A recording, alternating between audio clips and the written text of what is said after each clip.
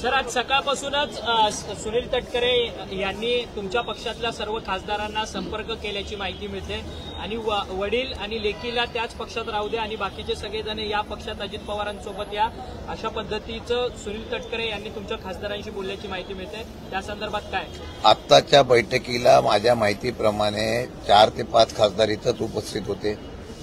आता त्यांनी काय केलंय, कुठे काय केलंय याची आम्हाला कल्पना नाही. आजच्या बैठकीमध्ये खासदारांसकट आज महिलांची आणि त्याचबरोबर युवक आणि विद्यार्थी संघटनेची आज बैठक होती. सर्वजण उत्स्फूर्तपणे उपस्थित आहे. भविष्य काळातल्या वाटचालीच्या संदर्भामध्ये काय निर्णय घ्यायचा, कशा पद्धतीने काही लोकांचे मुद्दे आहेत ते सर्व ऐकून घेऊन संघटनामधून निर्णय घेण्याचा त्या ठिकाणी प्रयत्न झालेला आहे.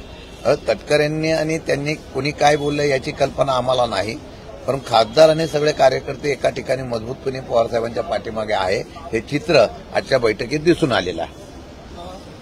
आजच्या बैठकीमध्ये संघटनांमध्ये अंतर्गत बंदीसंदर्भात देखील चर्चा सुरू आहे.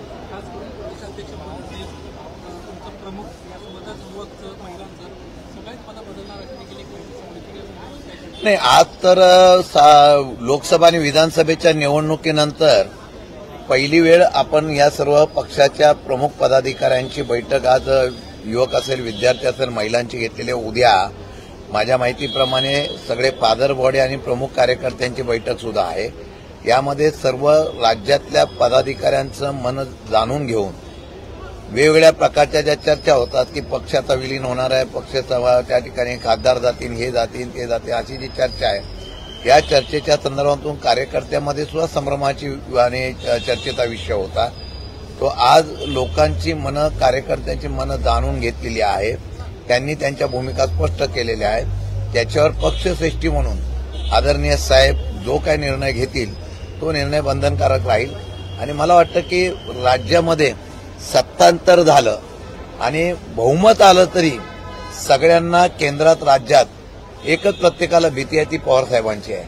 पवारसाहेब काही करू शकतात. त्यामुळे सत्तेवर बसलेले सुद्धा आणि सत्तेवर नसलेले सुद्धा चिंतित असतात. मला वाटतं की पवारसाहेबांना इतक्या वर्षाचा राजकीय अनुभव इतका मोठा आहे, त्यामुळे ते निर्णय काय घेतील, त्यांची आतापर्यंतची भूमिका पाहता ते भविष्य काळामध्ये जी काही रणनीती ठरवतील त्याच्या पाठीमागे आम्ही सगळेजण ठामपणाने उभे राहू. शेवटी हा निर्णय पक्षप्रमुख म्हणून पवारसाहेब घेतील. मी मगाशी म्हणालो, जो काही बदल किंवा काही निर्णय घ्यायचा असेल आज तशी चर्चा काही नाही, पण जो निर्णय पवारसाहेब घेतील तो सर्व पक्षाच्या प्रमुखापासून कार्यकर्त्यांना सगळ्यांना बंधनकारक आहे.